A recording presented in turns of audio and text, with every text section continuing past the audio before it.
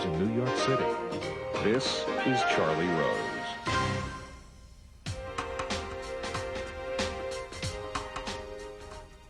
In 1999, writer-directors Andy and Larry Wachowski conceived a revolutionary approach to filmmaking. It was called The Matrix. What is The Matrix?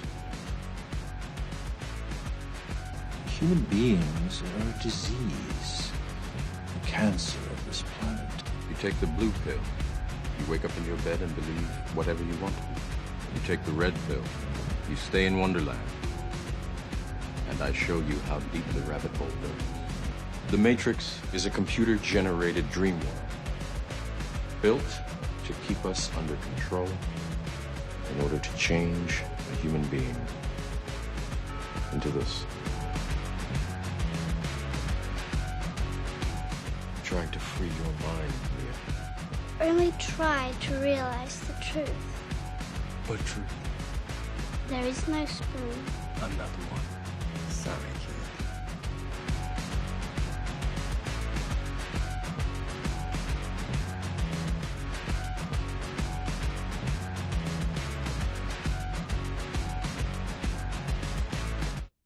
The film was the sleeper hit of the year and earned close to $500 million worldwide. The DVD release became the first to sell more than 1 million copies, and more than 1,000 websites and several books were written on the movie. This Thursday, the second chapter of the Matrix trilogy will be released. It is called The Matrix Reloaded, and here is the trailer.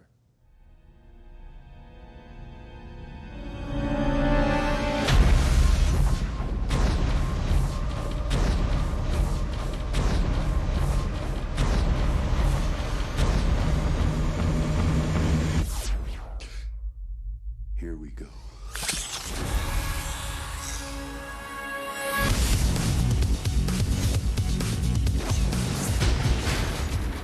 Hiya, fellas. It's him. Do we proceed? Yes. He is still Only human.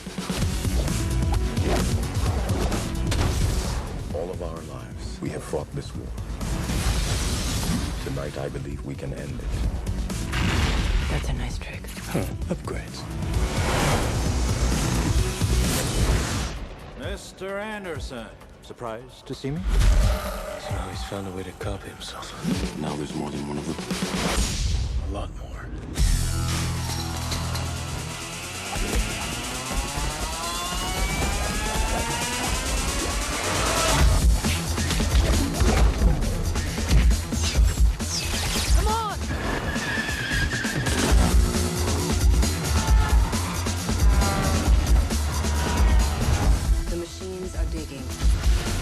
They're boring from the surface straight down to Zion.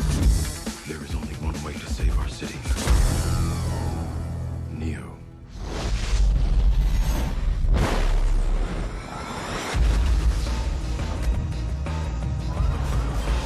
What happens if I fail? Then Zion will fall. They need you. I need you.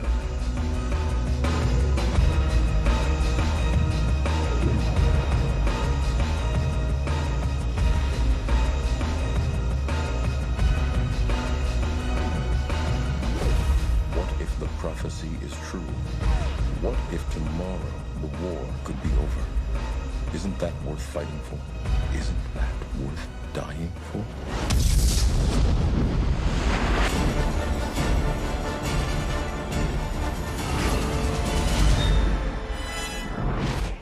Newsweek magazine declared this is the year of The Matrix. Time magazine put the stars on the cover last week.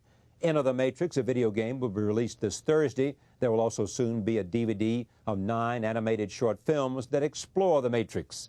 And the third installment of the trilogy comes out on November 5th. With us this evening is the film's producer, Joel Silver, and the actors known as Neo, Morpheus, and Trinity, Keanu Reeves, Lawrence Fishburne, and Carrie-Anne Moss. I am pleased to have all of them here to talk about what is clearly so far the most discussed, talked about movie of the year. Take a look at Time magazine last week. There's just a slew of magazines and newspaper stories. What happened after Matrix 1? Why do you think this movie had such an impact and became, as some people say, it changed movies forever? 2, it was coming in 1999, a movie that set the direction for the future. It was philosophy, it was kung fu, Action. it was action, it was an epic story. And visual effects. And visual effects. It's because these two guys, these two unassuming brothers from Chicago, who really are gifted in how they've been able to put together all of these influences that over their lives just created a sense of them that there was a new way to do things. There was a new way to tell a story, a new way to use visual effects that hadn't been done yet, and that the audience out there was looking for something more than just a dumb action movie, which I have to say I'm responsible for making a lot of them. Yes. But they... Did you know this when you saw this script and when you understood his concept, that this could be dramatically different than anything you'd done? I mean, when you read it, I mean, it was mind-boggling to realize that this, I mean, it just that it existed. And the fact that Warner Brothers was willing to invest, at that time, a large amount of money to make it was also a miracle. And that they were able to assemble such incredible actors who were willing to devote the time it took, because they had another thought that they wanted these action beats so clear and so well made that they really wanted the actors to spend 8 or 9 months training to learn how to fight. So they didn't want to cut the stuntmen. They wanted the actors to be able to, the performers to perform these sequences, which had never been done before. And they were very, very clear about that. And so what they ended up doing is crafting this story, making these guys kill themselves to do what they wanted to do. And they came out with something that really was new. It was new. What's the philosophy, though, that's about here? It's Wachowski brothers like Cornel West. They read all of the philosophers, I'm told, when you talk to them. Sure. You know them. Herman Hesse. I mean, Cornell's in the movie. Cornel West is in the movie. Cornel West. I mean, look, they synthesize all of these things. They synthesize comic books, they synthesize kung fu movies, and really kind of interesting Western and Eastern philosophy. Yeah, it's the synthesis, I think, that really is the thing that everybody attaches to. And what makes it different is the martial arts. No, it's a one combination element of all of the elements. And the visualization of it. The visualization, the style of the wardrobe, the style of the kung fu. It's Hong Kong style kung fu. We're not the first to do it. We're just the first Western people to have done it. Yeah. And we worked hard enough so that we were at a level. We certainly weren't at the level of a Hong Kong action star, but we were at a level that no one had seen Western actors perform at before. It's the costumes. Like they said, how should it look? Kim Barrett said it should look like an old Western.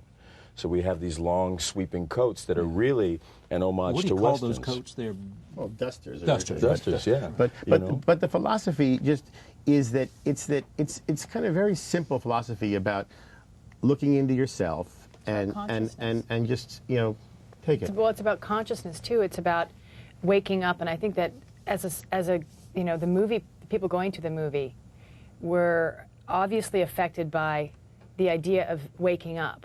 Who am I? Yeah. Why am I here? What am I meant to do? What have I been told to be, and what have I been told that the world is like? And suddenly waking up and seeing that the world is different. And I have a choice. I think that really touched people. Did you look and think about all this when you accepted the role of Neo in the first place? I mean, what made it appealing to you? What truth?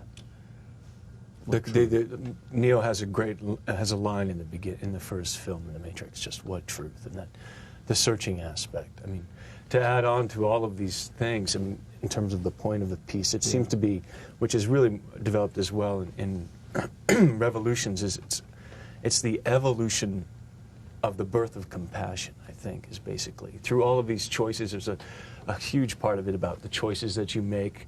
And I think all of the characters are very ethical and moral in a very positivist sense. They're very moral characters. And I think the journey of the one is someone who comes into compassion in terms of all of the entities that become conscious. He started in a pod. Then he has his life in the Matrix. He's reborn in Zion, the real world. And then he kind of starts to have contact with the machines and all of these things. He's asking to reevaluate systems, the ways of being, how you're told to be, what you're told you're going to become, and he reevaluates systems and control. Systems of control. But they also the Neo journey, which I think is also part of the hero journey, is that there are no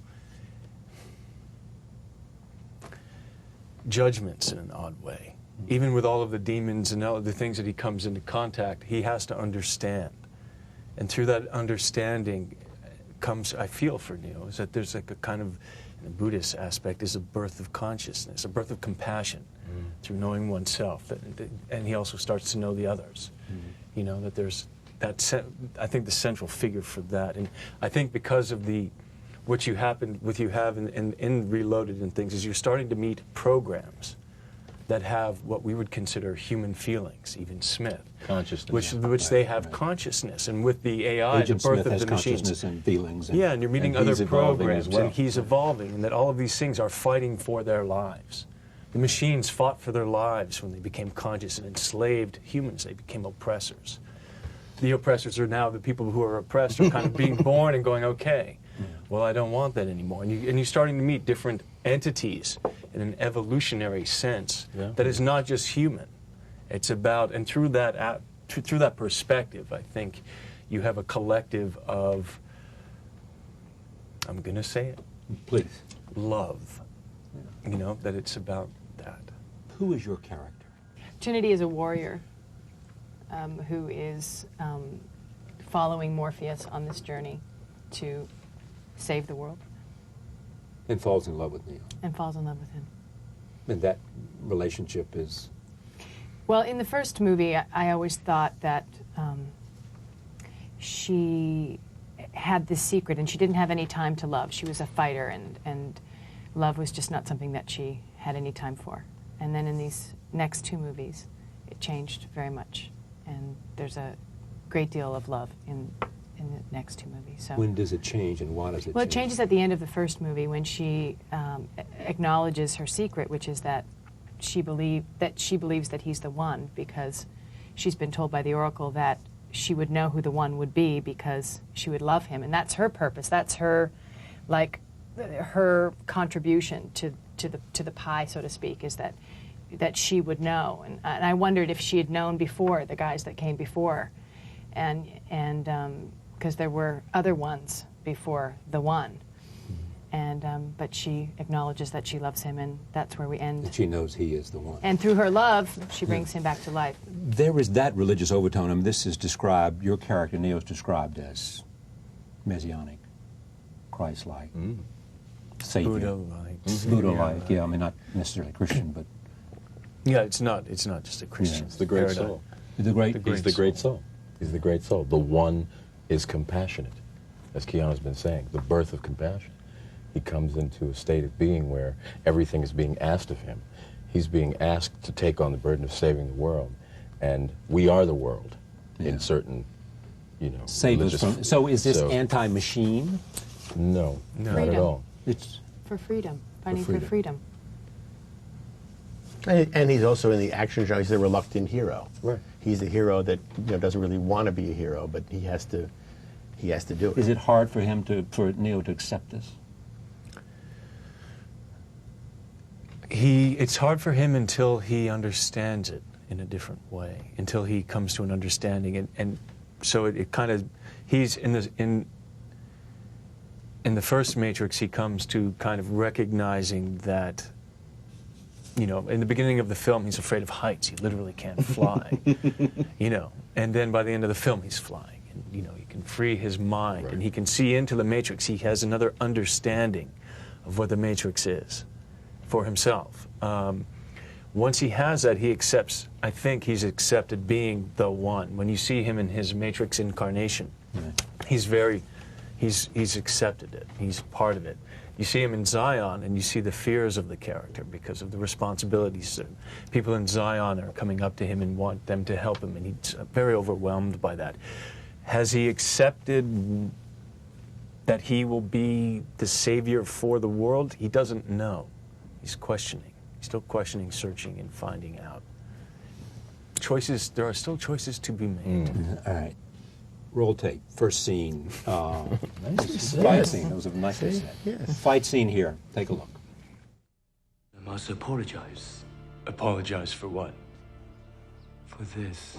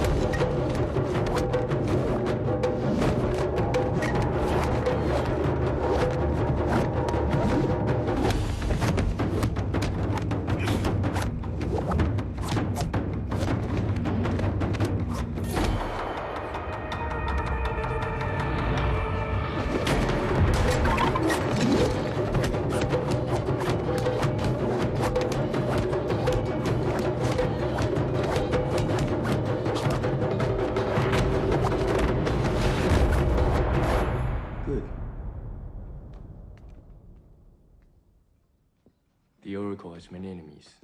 I have to be sure Of what? that you are the one. Good. I wish you could be here listening to them as I watch that. Just tell me what you said, Larry. I mean, go back to Lawrence. This is Hong Kong style kung fu. This is, you know, what Wu Ping and his Wire team have been doing for 30 years. Wu Ping was the instructor, Master and the choreographer, master yeah. choreographer of all this. But Action it's director. also like a dance. It's also like a pas de deux. It's I mean, yes, it's hard to go to that place, but we can. I mean, it's a you know, very contemporary idea of dance in a very kind of quasi-violent fashion. But this was more of it was just a display almost. No one really was hurt in that. This was your favorite scene. My favorite fight scene. Fight yeah. scene, It's so beautiful, and it's so difficult because they're both on a little table. You don't realize how difficult it is to do that. Not to mention How the long clap. did you prepare for this physically to be able to do this? It was 4 months. We all did 4 months in the beginning, and then they started doing a highway chase scene for 6 weeks. Yeah. And then while they were doing that, I was fighting for another fight.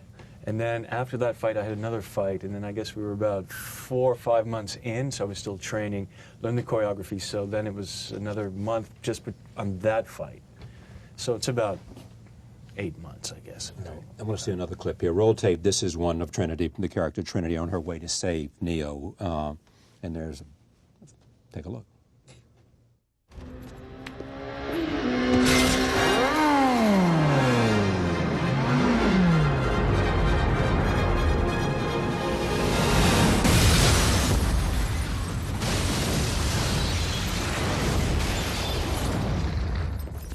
Oh my God.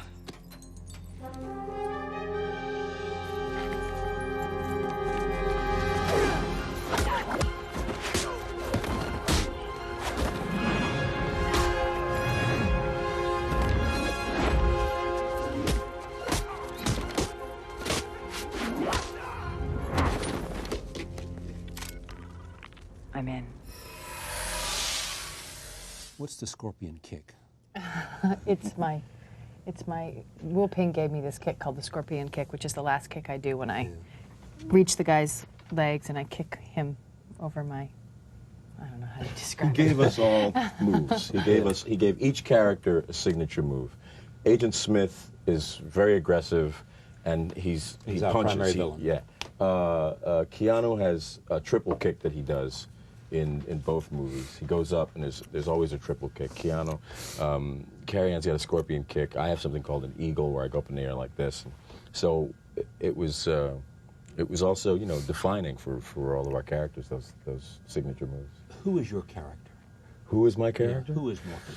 Oh, I've always thought of Morpheus as being both Obi-Wan Kenobi and Darth Vader sort of rolled up into one, and maybe some Yoda. I don't know.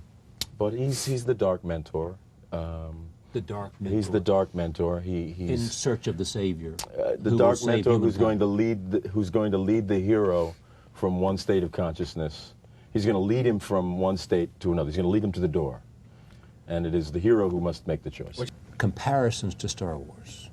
Well, I mean, it's hard. It's always hard to do that. I mean, it's just generational in terms of the phenomenon that it's One's become. analog and one's digital almost. Yeah, absolutely. I mean, it's a you know, completely different time. I mean, Star Wars is in the chromosomes of all of us. I mean, it's been around for almost 30 years. I mean, it's a whole different world. I mean, what these guys did is they tapped into something that it was ready to come out, and they provided the release. So the movie, which was, you know, not, you know, very well reviewed. It wasn't, people didn't jump onto it immediately as some kind of great thing.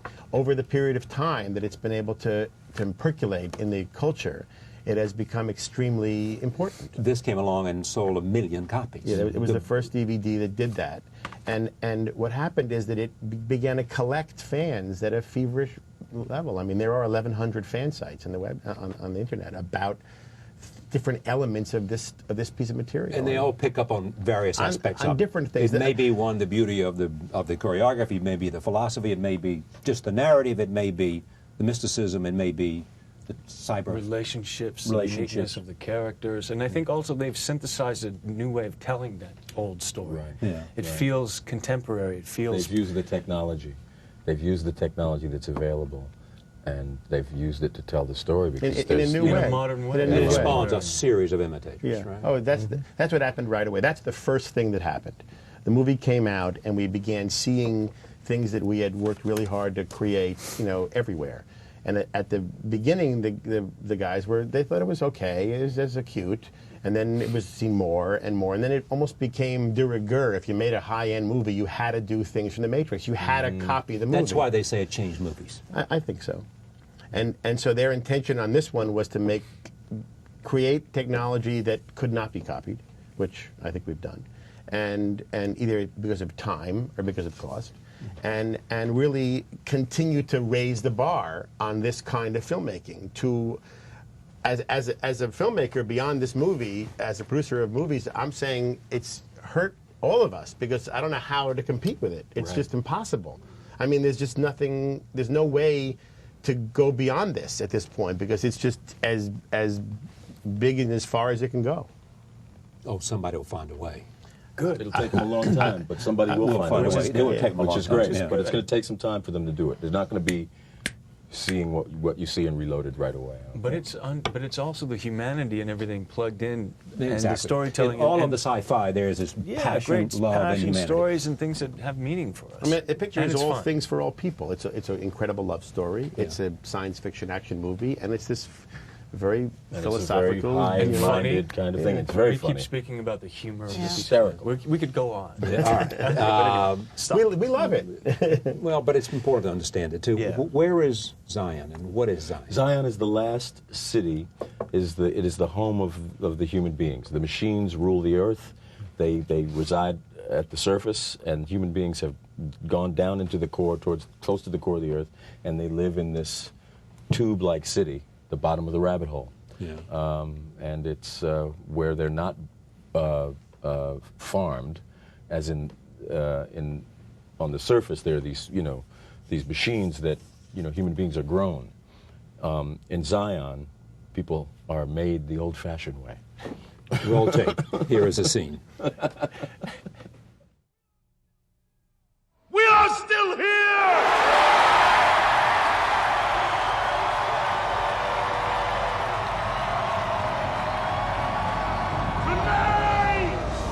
Let us send a message to that army. Tonight, let us shake this cave. Tonight, let us tremble these halls of earth, steel, and stone. Let us be heard from red car to black sky. Tonight, let us make them remember. This is Zion, and we are not afraid!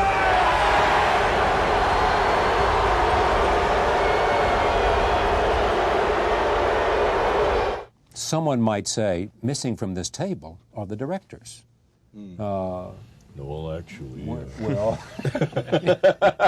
you did it. So where are they, Joel? I mean, these are the guys that you... This is the only part they don't want to engage in. The promotion, the publicity, and promotion. The understanding of the movie. They really feel that the audience should kind of pull out of the movie whatever everyone wants. They don't want to have to explain it, and they don't want to talk about themselves. They feel uncomfortable and embarrassed, so they just said at the beginning of the process, look, we'll do these movies, but we really don't want to do any of that stuff. And Time Magazine did a cover story, and they wouldn't talk to Time Magazine. They want people to think for themselves, too. They don't want to... lead them. Yeah, they want people to have their own imagination, because you get so many different things. Different people get different ideas about the film, and I think that's important to them. And that's important to them, for people to really take what they want. They don't want to have to define it for people. They want people to define it for themselves. This is a trilogy. Yes. The third sequel, Revolutions, out on November 5th, has been completed, probably in the process of being edited now as we speak. Post. Yeah. This will be it? This story ends in that movie. What are they thinking about now? I mean, Finishing that movie. Yeah, probably. Finishing that movie. I started to say, with all this stuff laid in, there's probably a lot of people who just like the adventure. Absolutely. This is not a movie that have to look for all the philosophical references and all of that. You can just take the ride and really enjoy the movie.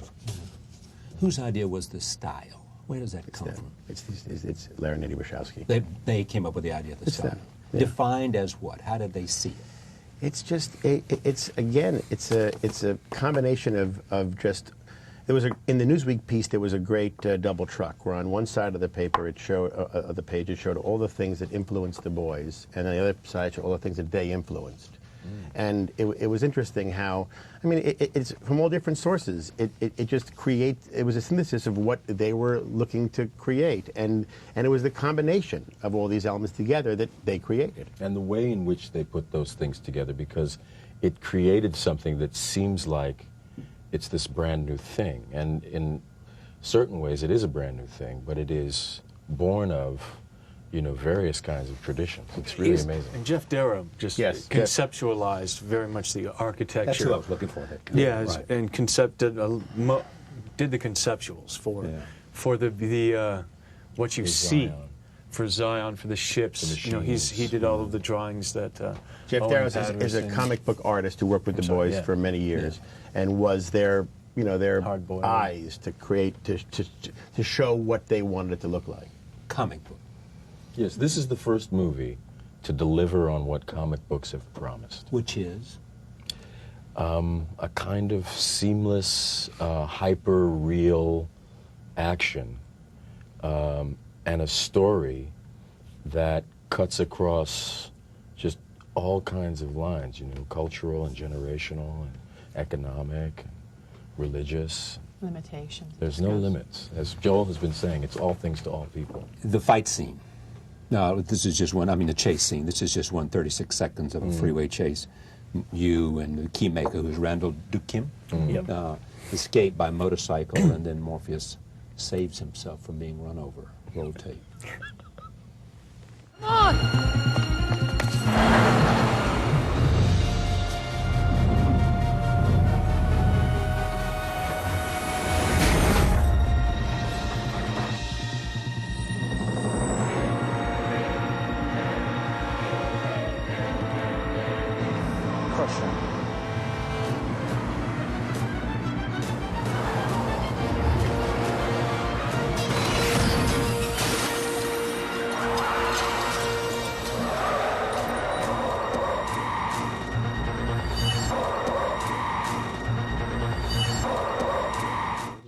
The old and the new, saying.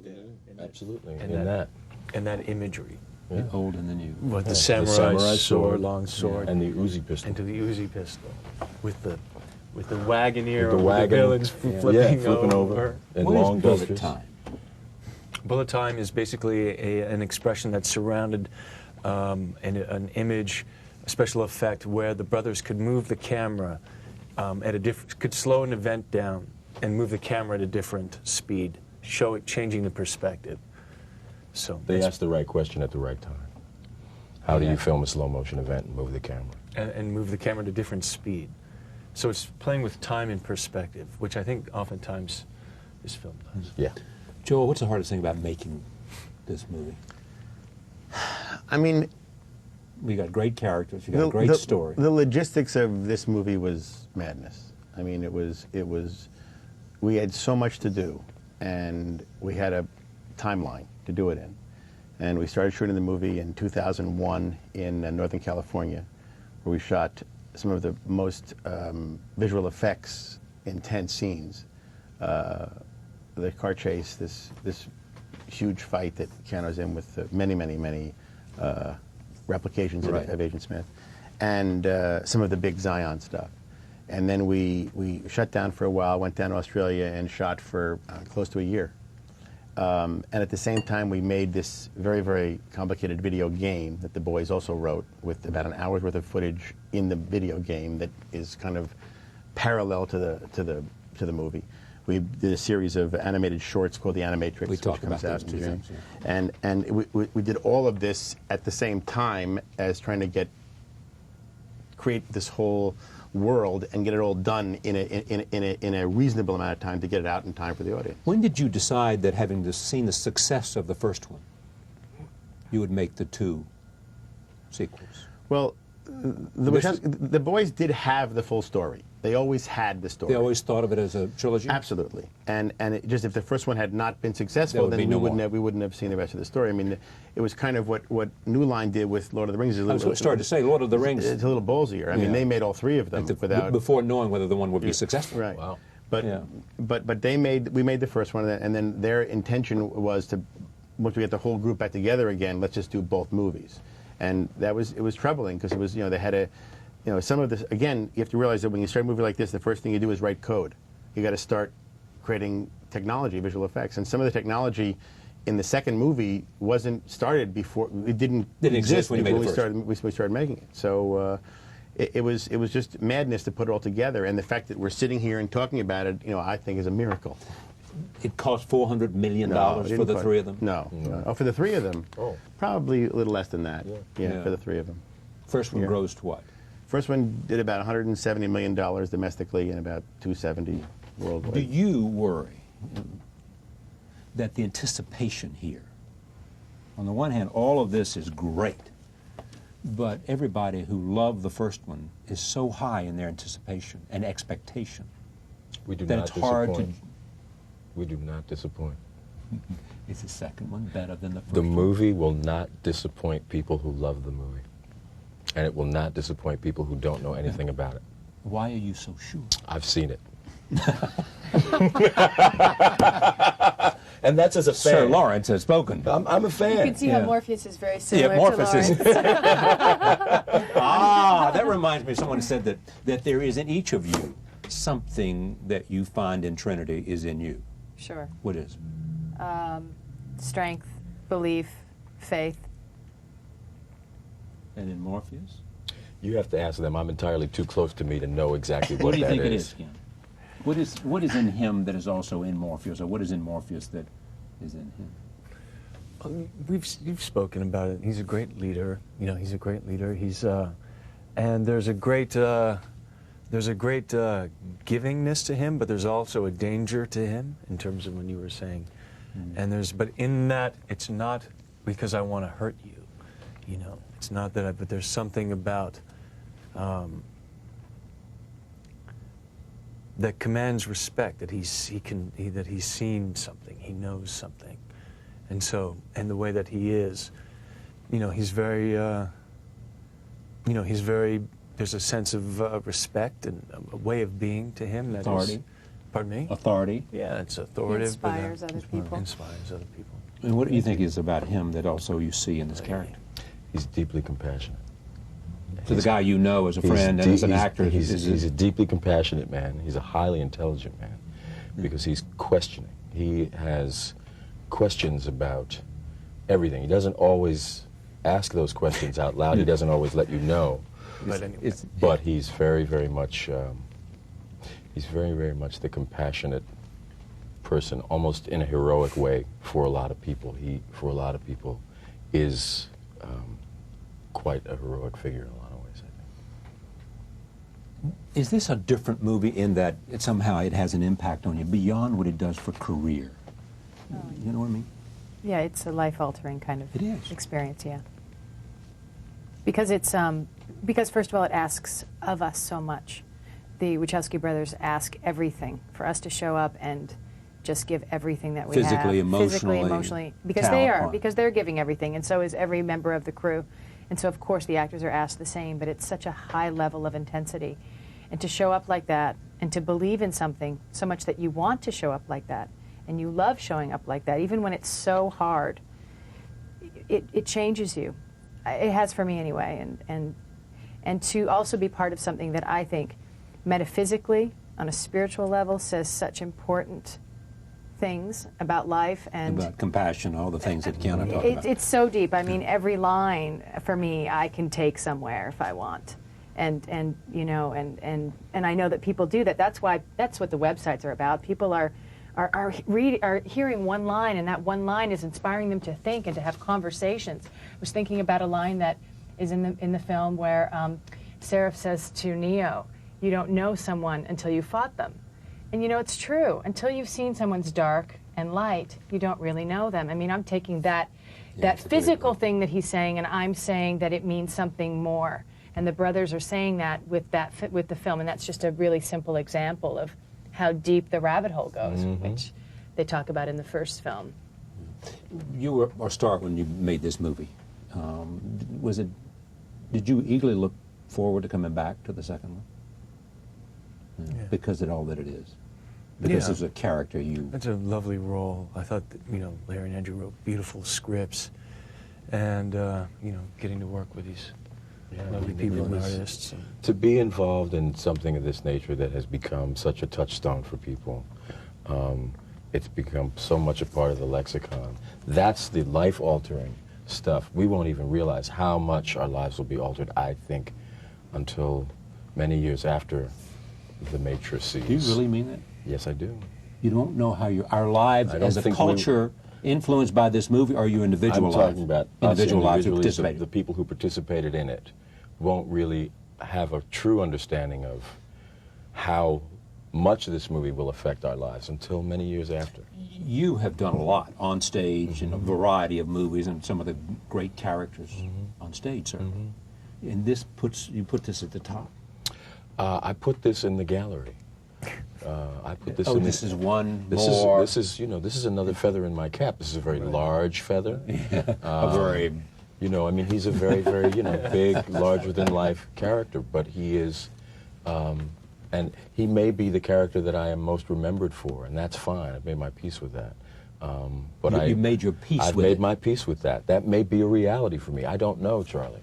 I still believe I have a lot to do. I think I have some more tricks in my But you may bag. not be able to find any, again in your career, in your lifetime as an actor, a character like this that has such a penetrating impact. Worldwide? No, probably not. Yeah, this is a worldwide phenomenon. This is a movie that has... But the one thing that I want to really be clear also is that it also is going to change the way movies are made forever.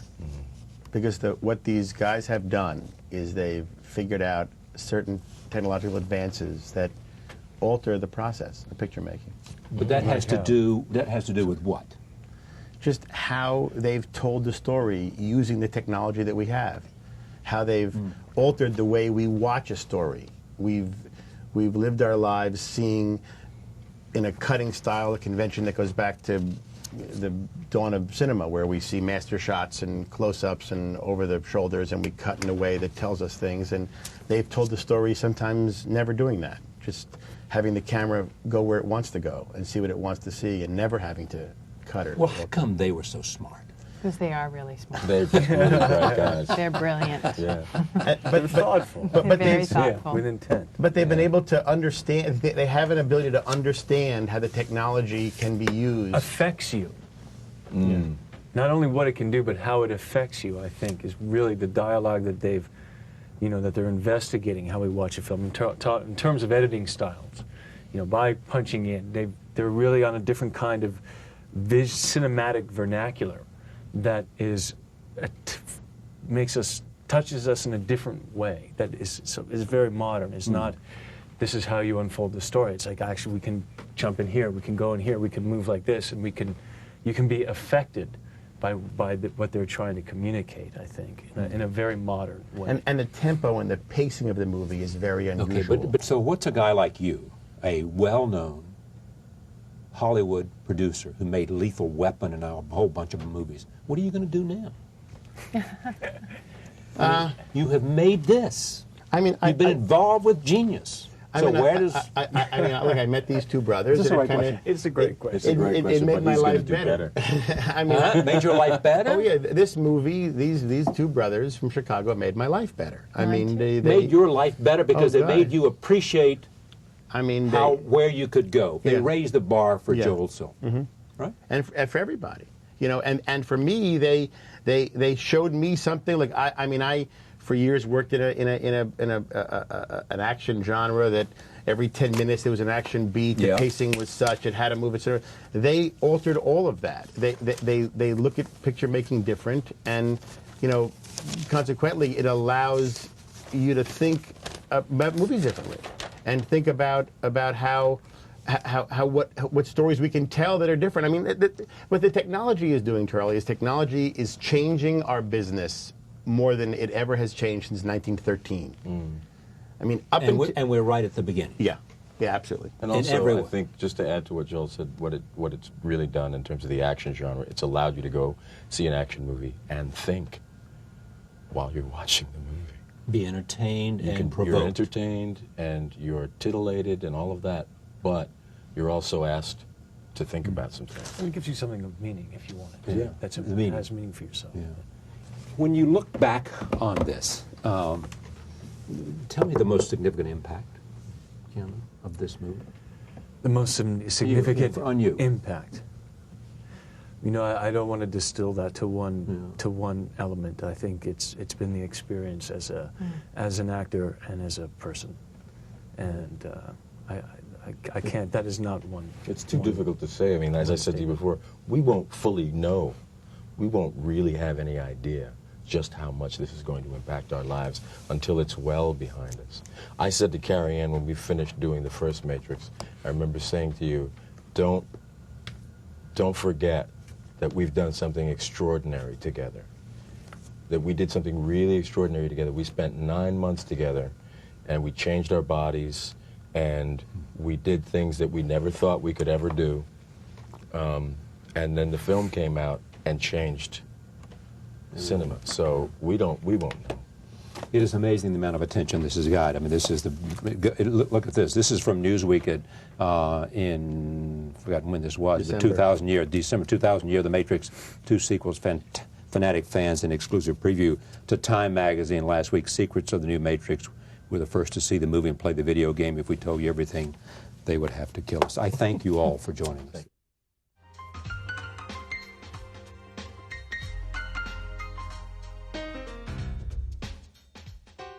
Now that you've heard from the cast and producer of The Matrix Reloaded, we turn to 2 journalists offering a different perspective on the phenomenon. With us this evening is Kurt Anderson. He is the author and host of the radio show Studio 360. And Devin Gordon, he is the general editor of Arts and Leisure at Newsweek magazine. He was the only journalist allowed inside the Matrix camp and the first to see the footage. I am pleased to have both of them here. You have not seen the movie Matrix Reloaded. I have not.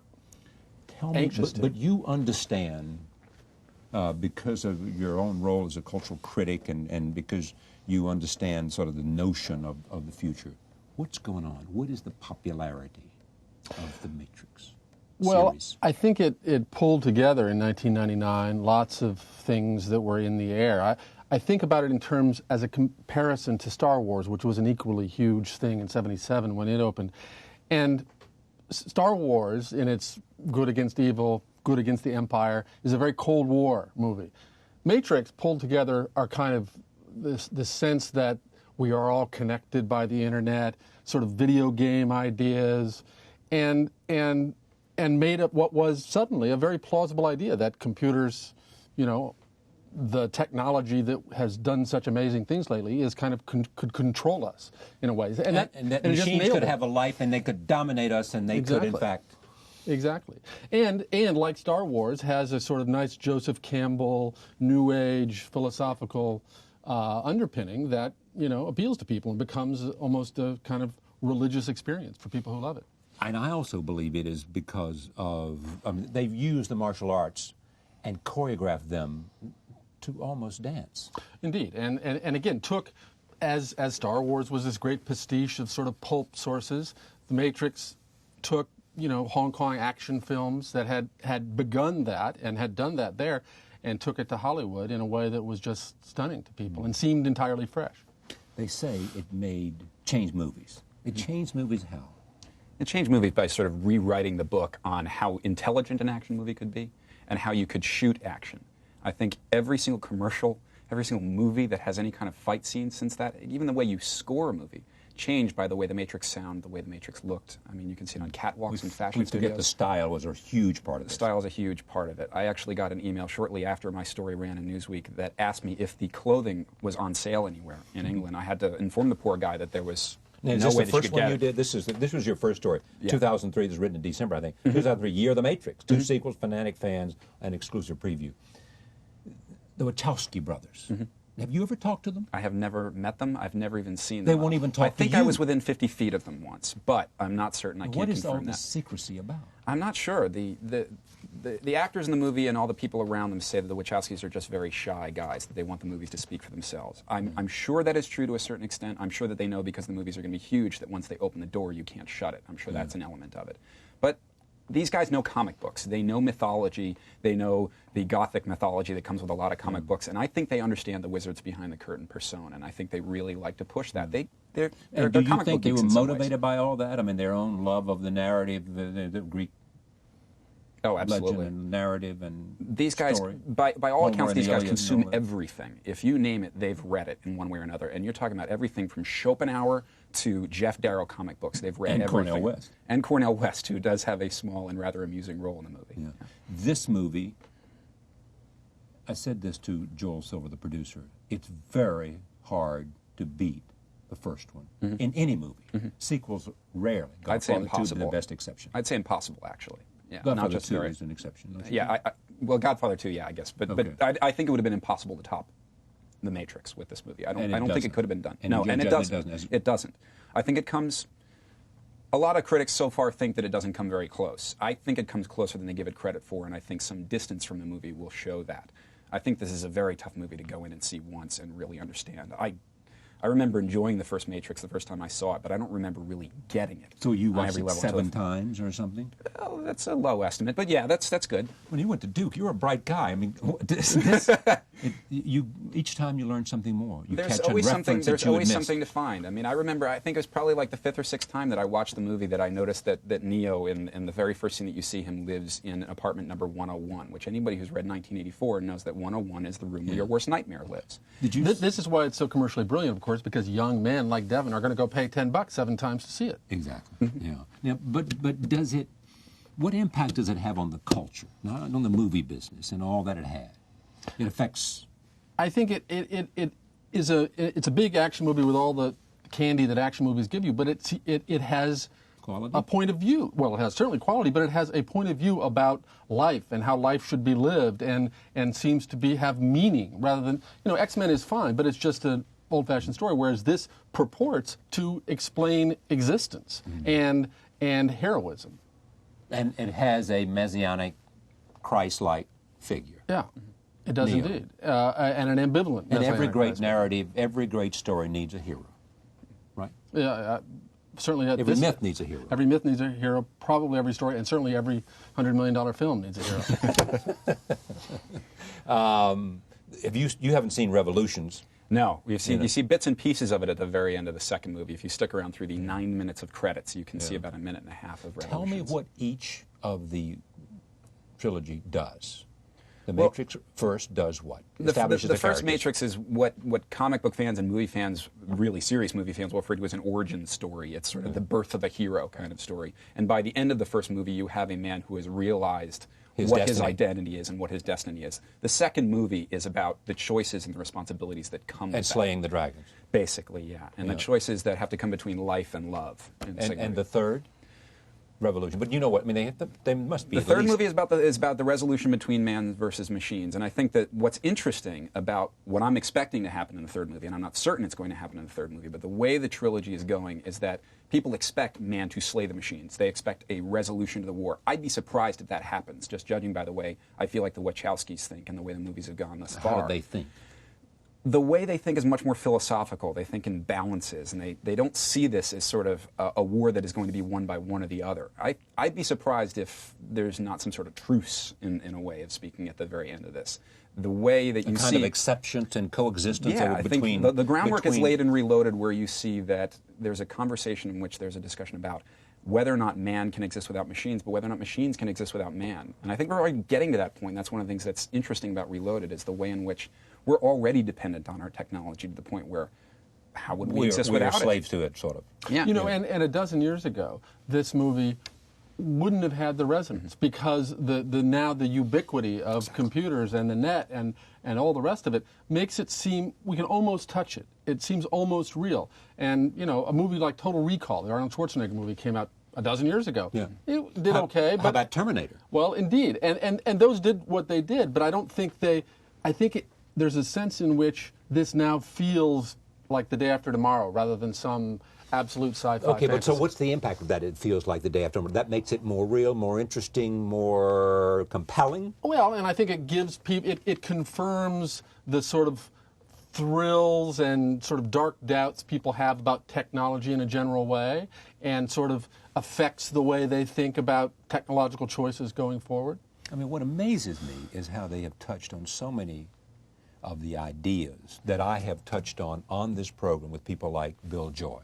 Nanotechnology, replication, so much of the stuff, robotics. Well, they're probably watching all of those episodes. The Wachowski brothers. That's probably one of the reasons why. I mean, they just devour things. They devour the whole idea of the future, like no other movie maker. And then it goes back and forth. I mean, we've had in the past where science fiction of the 40s and the 50s basically informed the space program. I mean, you know, science fiction becomes science and it goes back and forth. Yeah, that's a fascinating idea. I mean, both of you reflect on that. I mean, they are, some people involved in this movie are saying that this movie and what it does, and this is writ very large, is going to have an influence on the social engineers of the future. Well, I think it certainly, you know, Bill Joy, 100,000, 300,000 people read his long essays warning us about where we may go with technology. Magazine, right. Tens of millions of people see this, so I do think it begins in that broad, popular way. Begin to start the conversation in normal people's houses and brains about maybe, you know, there are some choices to make here about, rather than letting technology just take us where it will, that we can guide it this way or that. And the special effects coordinator of the movie, John Gaeta, who's a brilliant guy, when I was talking to him about the technology that they've come up with for this movie called virtual cinematography, they call it, where they can basically create a human being, a photorealistic human being with computers out of thin air. And one of his interesting perspectives on that was that when I asked him who could possibly top this technology, what he was saying was, well, the military can do it. They're the next level of people that you can expect to see this kind of technology. In fact, he assumes they can do it better than that. So the medium sort of becomes the message in a certain way. The technological marvels of this movie are what the movie's about. Thank you, Marshall. Dan, it's always a pleasure to be here. Marshall McLuhan first said the medium is a message, didn't he? Thank you very much. It's great to see you. Studio 360. Kurt Anderson heard here in New York on Sunday night. I don't know when, around the country. Around the country. Depends on, check your public radio and other outlets. Public radio. Public radio. Thank you. Pleasure to have you on the broadcast. Thank you for joining us for this one-hour program about a movie that everybody will be talking about. It's been on the cover of news magazines and a lot of other magazines, and we're pleased to have had the producer and the stars of the movie, as well as two people who look at it with an intelligent eye. Thank you for joining us. See you next time.